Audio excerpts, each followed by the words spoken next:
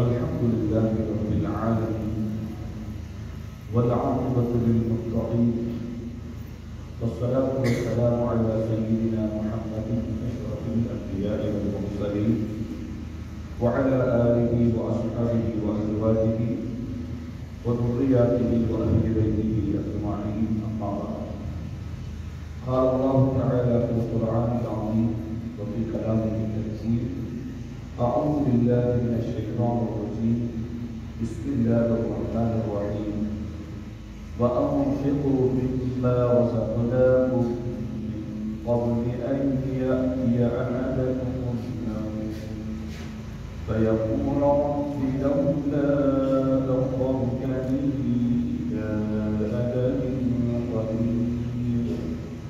إلى أجل قريب فأصدق وأكن من الصالحين ولن يؤخر الله نفسا إذا جاء أجلها والله خبير بما تعملون. صدق الله العظيم. اللهم صل على سيدنا محمد معدن الجود والكرم منبع العلم والحلم والحكم وعلى آله وبارك وسلم. صلى الله على النبي صلى الله عليه وسلم. صلاة وسلام عليك وعلى آلك وأصحابك يا حبيبي يا سيدي يا رسول الله. அளவற்ற அருளாளனும் நிகரற்ற அன்புடையவனுமான ஏக வல்லவன் அல்லாஹ் சுப்ஹானஹு வ தஆலா ஒருவனுக்கு அனைத்து புகழும் சொந்தவன். அல்ஹம்துலில்லாஹ். மேலும் அல்லாஹ் தஆலாவினுடைய ஹபீபும் மஹ்பூபுமான நமக்கெல்லாம் சய்யிதும் ரசூலுல்லாஹி சர்வரை காயினாத் சய்யிதுல் முஸ்தபா அஹ்மதுல் முஜ்தபா சய்யிதுனா முஹம்மது ரசூலுல்லாஹி ஸல்லல்லாஹு அலைஹி வஸல்லம் அன்னவர்கள் மீதும் அவர்களின் பரிசுத்த குடும்பத்தினர்களான அருள் வைத்துக்களான சாதாத்துக்கள் மீதிலும் அவர்களை பின்பற்றிய சத்திய தூரங்களாகிய சஹாபிகள் தாபிஈன்கள் தாபிஈன்கள் முஜ்தஹிதான இமாம்கள் சித்தீகீன்கள் சுஹதாக்கள் சாலிஹீன்கள் மோமினான முஸ்லிமான ஆண்கள் பெண்கள் மற்றும் குறிப்பாக இங்கு கூடியிருக்கின்ற நம்மத்தனை பேர்கள் மீதிலும் வல்லவன் அல்லாஹ் சுப்ஹானஹு வ தஆலாவுடைய சாந்தியும் கருணையும் சலாத்தும் சலாமும் என்றென்றும் உண்டாவதாக.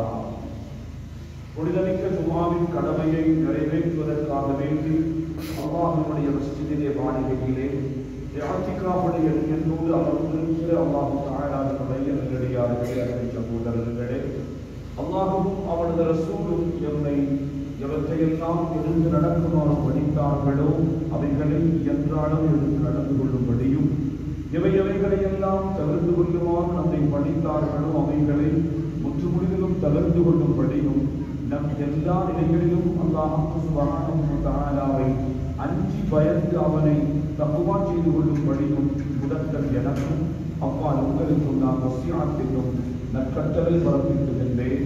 அல்லாஹ் தௌஃபீக் செய்வான். இந்த உலகத்தினுடைய வாழ்க்கையிலே குறிப்பிட்ட ஒரு காலம் இந்த உலகத்திலே வாழ்ந்து கொண்டிருக்கக்கூடிய இந்த உம்மத், இந்த சமுதாயம், இந்த சமுதாயத்திற்கு அல்லாஹ் சுப்ஹானஹு வ தஆலா இந்த சமுதாயம் மாத்திரமல்லாமல் ஒட்டுமொத்த படைப்புகளை பற்றியும் அல்லாஹ் சுப்ஹானஹு வ தஆலா சொன்ன ஒரு செய்தியை நபிகளார் ஸல்லல்லாஹு அலைஹி வஸல்லம் அவர்கள் சொல்வார்கள். அல் ஹல்கு குல்லுஹும் இயாதுல்லாஹ், படைப்பினங்கள் அனைத்தும் அல்லாஹ்வின் குடும்பம். படைப்பினங்கள் அனைத்தும் அல்லாஹ்வின் குடும்பம். அந்த படைப்பினங்களில் வஅஹப்பு ஹல்கிஹி இலைஹி, அல்லாஹ் மிக மிக விரும்பக்கூடிய படைப்பு.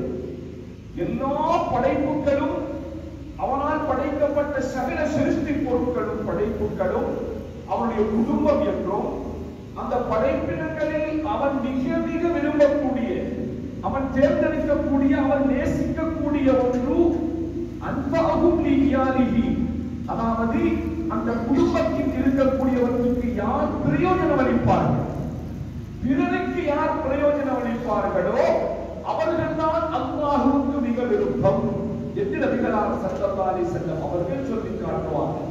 பஸ்ஸார் என்ற ஹதீஸ் கிதாபில் இந்த செய்தி பதிவு செய்யப்பட்டிருக்கிறது.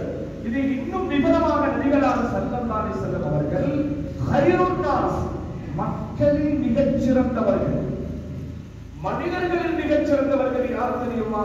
அன்ஃபஹும் லின்னாஸ், பிற மக்களுக்கு மிகவும் பிரயோஜனம் அளிக்கக்கூடியவர்கள்.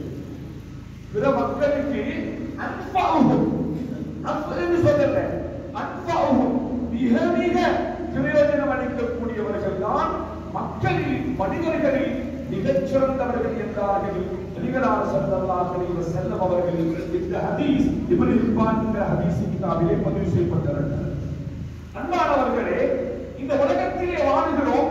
60-70 ஆண்டு கால வாழ்நாள் கொடுக்கப்பட்டிருக்கிறோம். அதை தாண்டி சிலர் வாழ்கின்றார்கள், அது போனஸ். ஆனாலும் நாம் வாழ்கின்ற இந்த காலத்தை பொறுத்த வரைக்கும் 50 தாண்டுவது ரொம்ப கஷ்டமாக இருக்கிறது.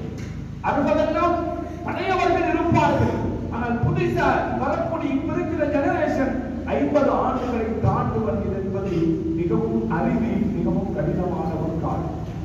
இதே அமைப்பிலே நம்முடைய முன்னோர்கள், நம்முடைய ஆபாக்கள் இந்த ஊரிலும் சரி வேறு பகுதிகளிலும் சரி இந்த உலகத்திலே நீண்ட காலம் வாழ்ந்தார்கள். ஆனாலும் கூட அவர்களுடைய வாழ்க்கையை கொஞ்சம் நாம் யோசித்து பார்த்தால், சிந்தித்து பார்ப்போமே ஆனால், அவர்கள் இந்த உலகத்திலே ஒரு நீண்ட காலம் வாழ்ந்தாலும் மிக ஏழ்மையோடு வாழ்ந்திருக்கிறார்கள். இன்றிருக்கின்ற நவீன கருவிகள், நவீன யுகத்திலே அவர்கள் வாழவில்லை. மிகவும் சிரமத்துக்கு மத்தியில், மிகவும் கஷ்டத்துக்கு மத்தியில் நமது முன்னோர்கள் வாழ்ந்திருக்கிறார்கள். ஆனாலும் கூட அவர்கள் வாழ்ந்து தற்பொழுது மன்னரைகளிலே வாழ்ந்து கொண்டிருக்கிறார்கள். ஆனாலும் கூட அவர்களுக்கு பின்னர் வரக்கூடிய ஜெனரேஷன், அவர்களுக்கு அடுத்தடுத்து வரக்கூடிய அவர்களுடைய பாரம்பரியம் இஸ்லாமிய சமூகத்திற்கு எத்தனையோ மிகப்பெரிய பிரயோஜனமான காரியங்களை செய்துவிட்டு சென்றிருக்கிறார். நீங்கள் தொடுகின்ற இந்த மஸ்ஜித், இந்த ஜும்மா பள்ளிவாய் எவ்வளவு அழகாக காட்சியளிக்கிறது, எவ்வளவு பெரிய கட்டிடம், எவ்வளவு நிம்மதியாக சலாமத்தாக அழகான முறையில் உட்கார்ந்து ஐவேல தொலை வர்றீங்க. பெருநாள் கொத்துபா ஜும்மா கொத்துபா வந்து எவ்வளவு சொகுசாக நீங்கள் அனுபவித்துக் கொண்டிருக்கிறீர்கள்.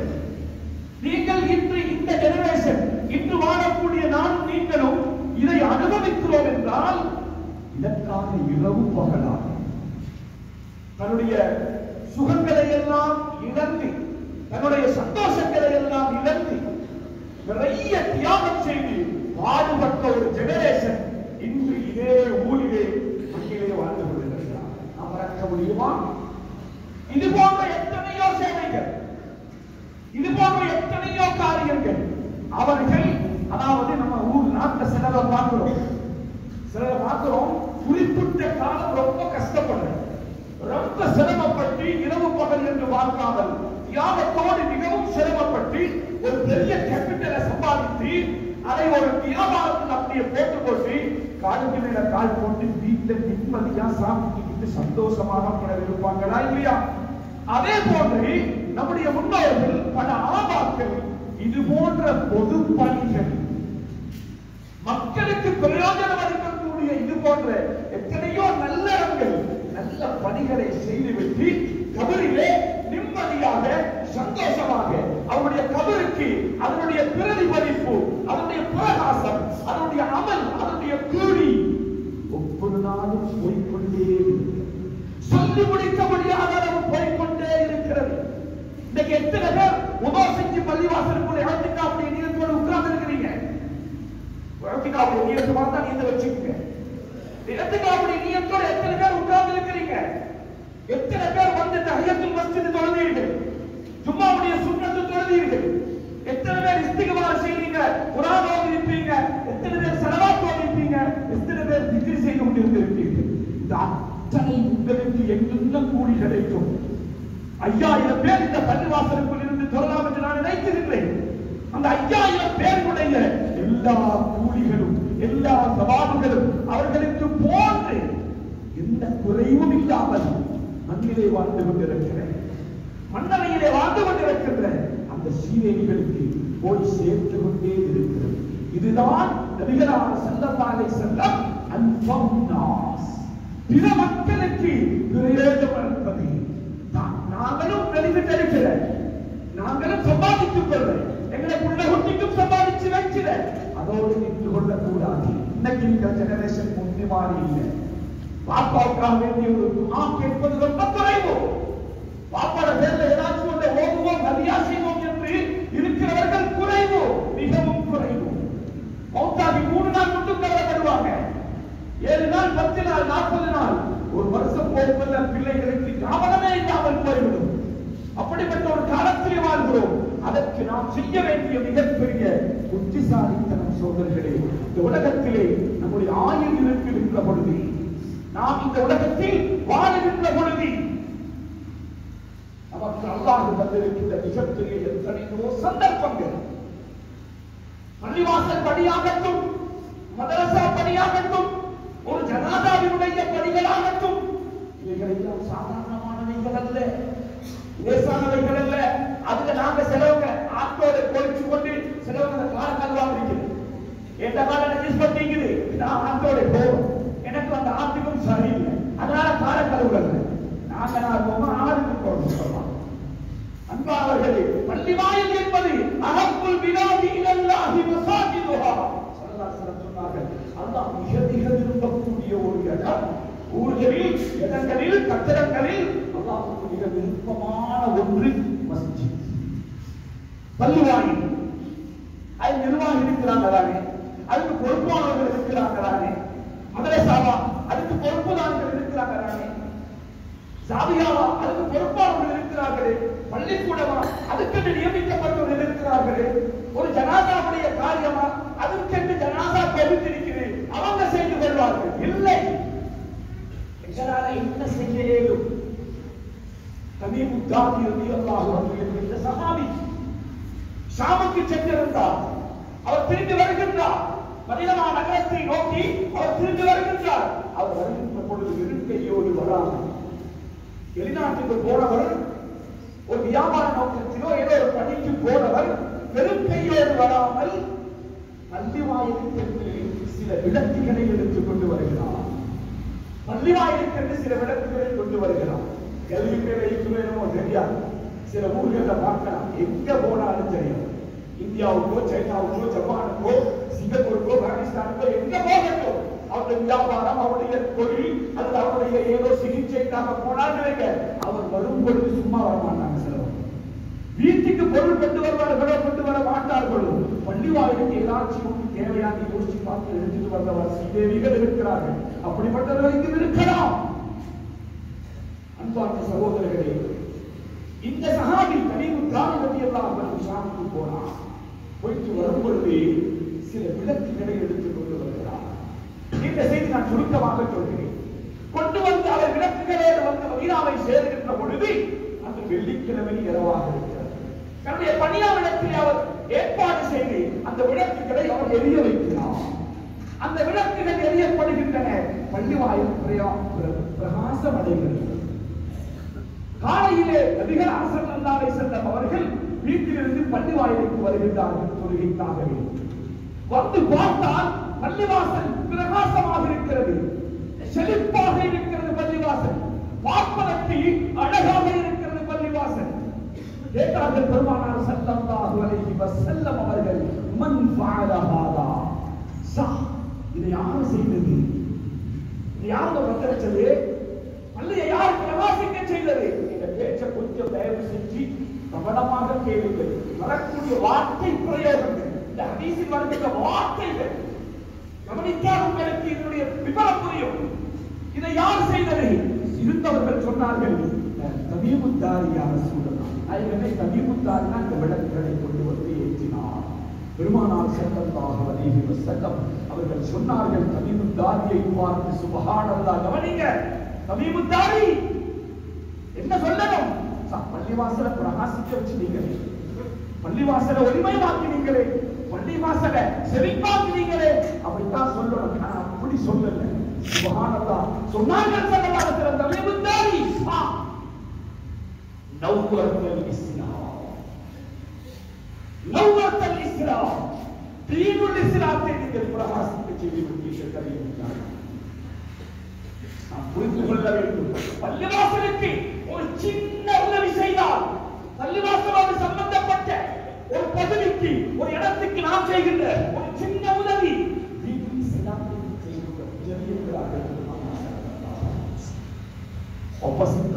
நேரமாக அதுவும் பள்ளிவாசலுக்கு செய்கின்ற ஒரு சின்ன அட்டூழியம், ஒரு சின்ன அநியாயம், தீனுக்கு செய்கின்ற இஸ்லாத்துக்கு செய்கின்ற துரோகம் என்பதையும் நாம் உணர்ந்து கொள்ள வேண்டும். சொல்றேன்,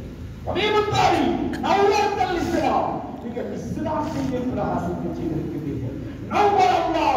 அல்லாஹ் சுப்ஹானஹு வ தஆலா அலைக்க துன்யா வல் ஆখিরা, அல்லாஹ் உங்களுடைய இம்மை மறுமை ஆகிரத்தில் இந்த உலகத்தை வாழ்க்கையை அல்லாஹ் பிரகாசமாக்கி வைப்பானாக, செழிப்பாக்கி வைப்பானாக என்றார்கள் பெருமானார் ஸல்லல்லாஹு அலைஹி வஸல்லம். சொல்லி போட்டு நிறுத்தல, ஒரு பல்பு தானே, அது ஒரு ஃபேன் தானே போட்டீங்கிற, நாங்கள் அப்படித்தான் நினைக்கிறேன். இது என்ன பெரிய வேலை அப்படின்னு நினைக்கிறது. நிர்வாக தானே, பொறுப்பு தானே நாங்கள் நினைச்சுக்கிறது. நபியுல்லாஹி ஸல்லல்லாஹு அலைஹி வஸல்லம் உலக சொன்னார்கள், தமீம் தாரி அமா இன்னஹு, நீங்க தெரிஞ்சுக்கோங்க, லவ் கானத் லீ இப்னத்துன், இந்த பொம்பளை பிள்ளைகள் எல்லாத்தையும் நான் கல்யாணம் முடிச்சு கொடுத்துட்டேன், இந்த பெண் பிள்ளைகள் எல்லாத்தையும் நான் திருமணம் முடிச்சு கொடுத்துட்டேன், எனக்கு இன்னும் ஒரு பிள்ளை திருமணம் முடித்து கொடுப்பதற்கு பாக்கியாக இருக்குமையானால் லஸவ்வஜ்துகஹா, நிச்சயமாக உங்களுக்கு நான் கல்யாணம் முடிச்சு தந்திருப்பேன், உங்களுக்கு நான் கல்யாணம் முடிச்சு தந்திருப்பேன். அல்லாஹ்வுடைய ரசூல் ஸல்லல்லாஹு அலைஹி வஸல்லம் மருமகனாக வருவது என்பது சாதாரண தரமாது, அது சாதாரண காரியமா முடியுமாது? ஏனக்குள்ள நீங்க அவரை கல்யாணம் முடிச்சு தந்திருப்பேன் சொன்னார்கள் பெருமானார் ஸல்லல்லாஹு அலைஹி வஸல்லம். பக்கத்துல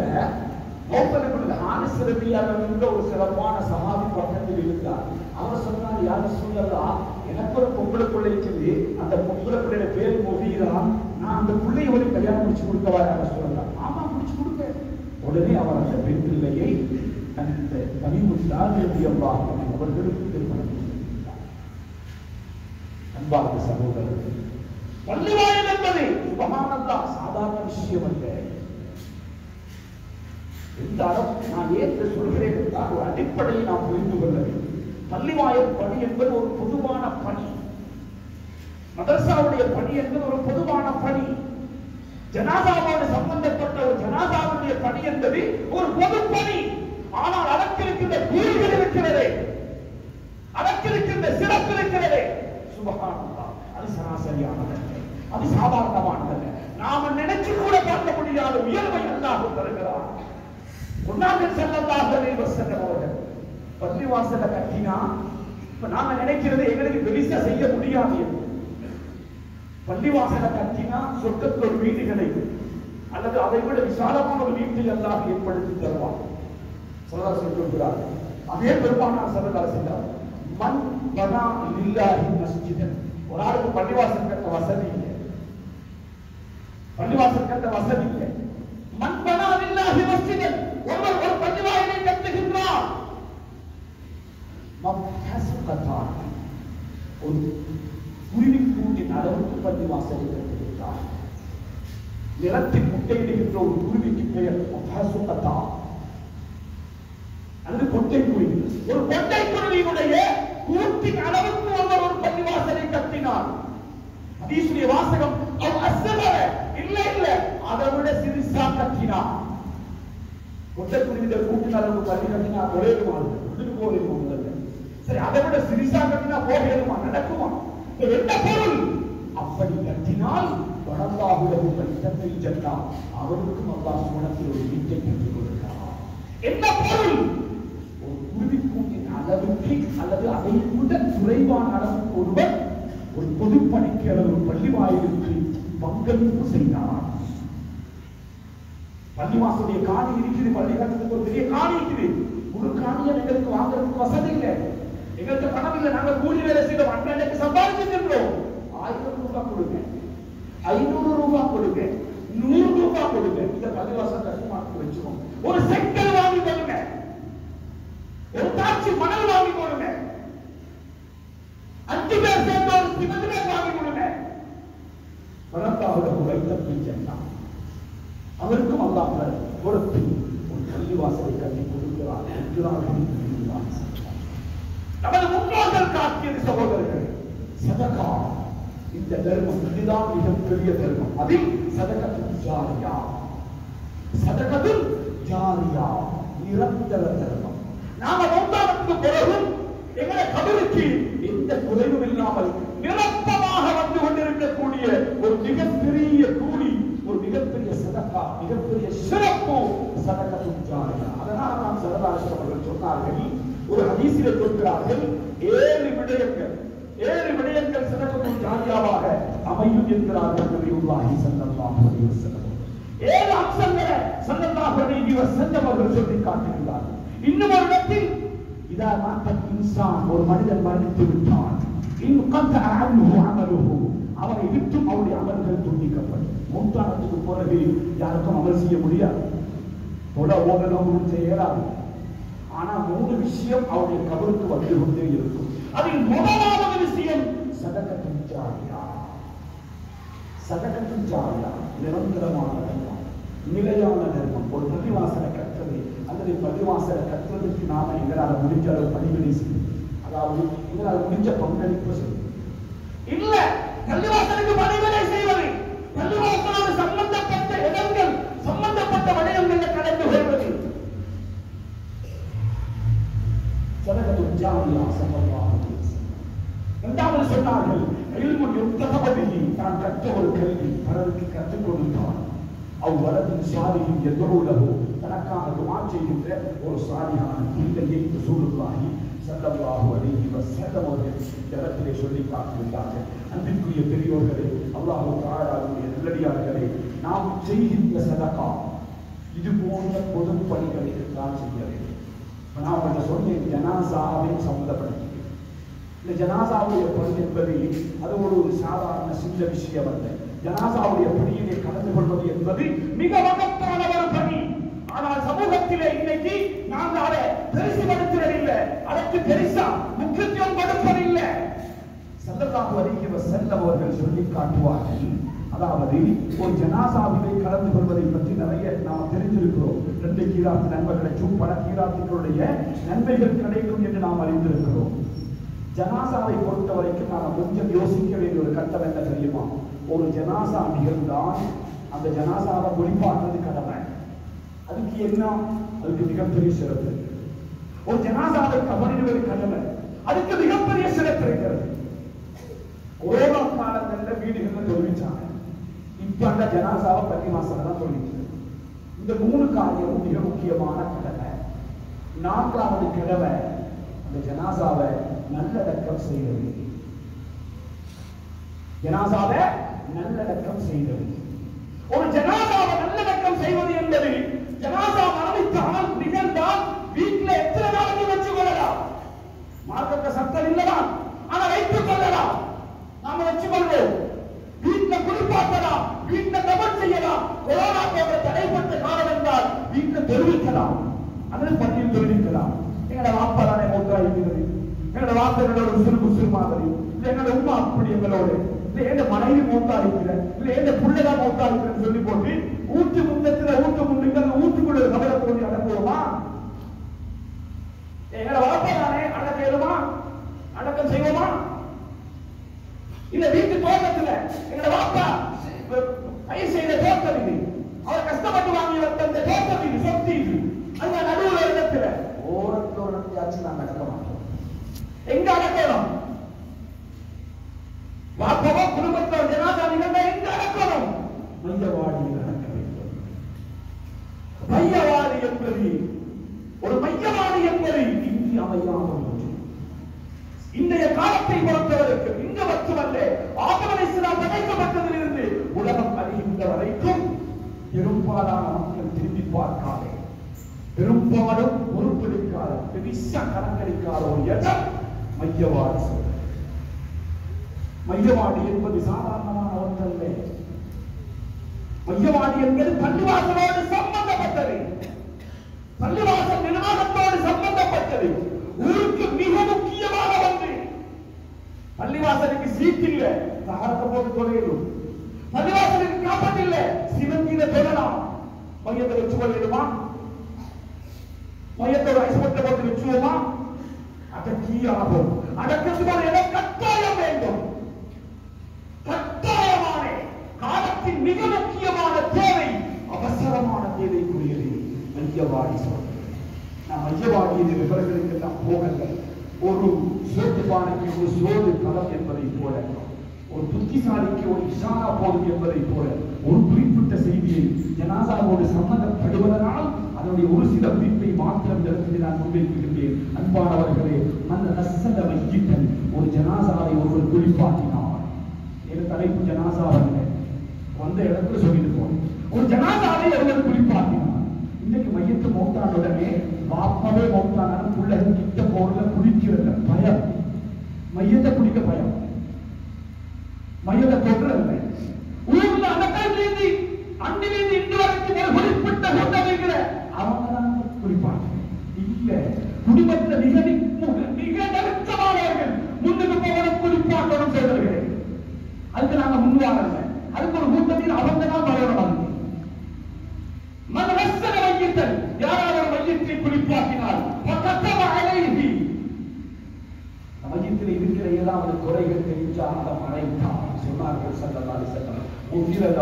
அவருடைய 40 பெரும் பாவங்கள் மன்னிக்கப்படும் என்கிறார்கள் நபியுல்லாஹி ஸல்லல்லாஹு அலைஹி வஸல்லம். இன்னொரு அறிவிப்பில் அவருக்கு 40 தடவைகள் அல்லாஹ் மன்னிப்பு கொடுக்கிறான் என்கிறார்கள் நபியுல்லாஹி ஸல்லல்லாஹு அலைஹி வஸல்லம். ஒரு மையத்தை குறிப்பாக சரி, ஒரு மையத்தை கபன் செய்தார். எல்லாரும் கபன் செய்ய தெரியல. அதுக்கும் பள்ளி ஹசரத்தி என்று முஹாத்தின் வரணும். ஊர்வீட்டுக்குள்ள பழைய வெப்பமாமா இல்லது அந்த ஆட்சியார் இந்த மாமா யார் சரி ஒரு ஆள் இருப்பார் அவருக்கான கவனம் செய்ய மற்ற அத்தனை பேர்கள் எல்லாருக்கும் தெரியும். ஆனா கவனம் செய்ய தெரியவில்லை. ஜனாசா என்பது ஒரு பொருட்படி, ஆனால் மிக மகத்தான பணி, மிக உயர்வான பணி. யாராவது ஒரு மையத்தை நீங்கள் கவனம் செய்தால் சொன்னார்கள் ஸல்லல்லாஹு அலைஹி வஸல்லம் அவர்கள், அவருக்கு சொர்க்கலோகத்தில் இருக்கின்ற சுத்து ஸ்தம்பரத்திற்கின்ற உயர்ந்த பட்டாடைகளை அல்லாஹ் சுப்ஹானஹு வ தஆலா நாளை சுவர்லோகத்திலே அணிவிக்கச் செய்வான் என்கிறார்கள் நபியுல்லாஹி ஸல்லல்லாஹு அலைஹி வஸல்லம். அடுத்த மிக முக்கியமான ஒரு பணி, ஒருகை இருக்குது, அதை ஒட்டுக்கொண்டு நான் கடைசி பணிக்கு வருகிறேன். யாராவது ஒரு கபரை தோண்டினார், ஸல்லல்லாஹு அலைஹி வஸல்லம், வமன் கஃபர லிமய்யித்தின் கபரன், ஒரு கபரை தோண்டி ஃபஅஜன்னஹு ஃபீஹி, அந்த கபரிலே அவரை நாம் அடக்கம் செய்தால் உஜ்ரிய அஜ்ரல்லாஹு லஹு மினல் அஜ்ரி கஅஜ்ரி மஸ்கனின் அஸ்கனஹு இலா யௌமில் கியாமah. ஒரு ஆளை கியாமம் வரைக்கும் ஒரு வீட்டை கட்டி கொடுத்து ஒருவரை வாழ வைத்தார். கியாமம் வரைக்கும் ஒரு ஆளுக்கு ஒரு வீட்டை கட்டி கொடுத்து ஒரு இருப்பிடத்தை ஏற்படுத்தி கொடுத்து கியாமம் வரைக்கும் அதில் அவர் வாழ்ந்தார்.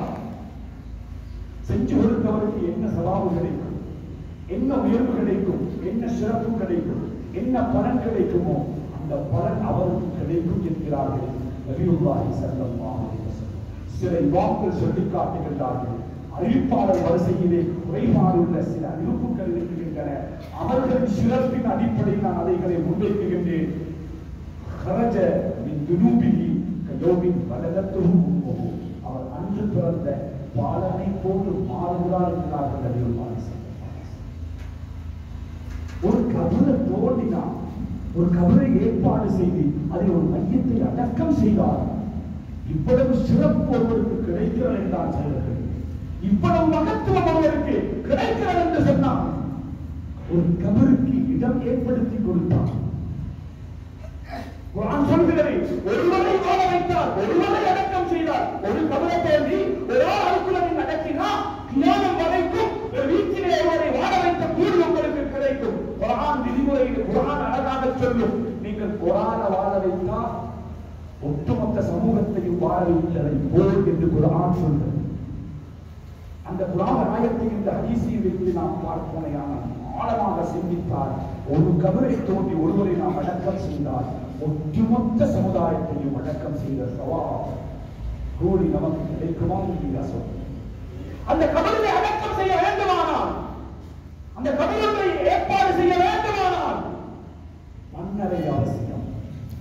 இன்னைக்கு உங்களை ஊரை பொறுத்த வரைக்கும் உங்களோட கபரி, உங்களோட ஆபாசம், உங்களோட முன்னோர்கள் வசதி செய்து ஏற்பாடு செய்து போனாங்க. நிம்மதியாக உறந்து கொண்டிருக்கிறார்கள், நல்ல அனுபவித்துக் கொண்டிருக்கிறார்கள், சுகதேகிகளாக நிம்மதியாக கூலிகளை பெற்றுக் கொண்டிருக்கிறார்கள்.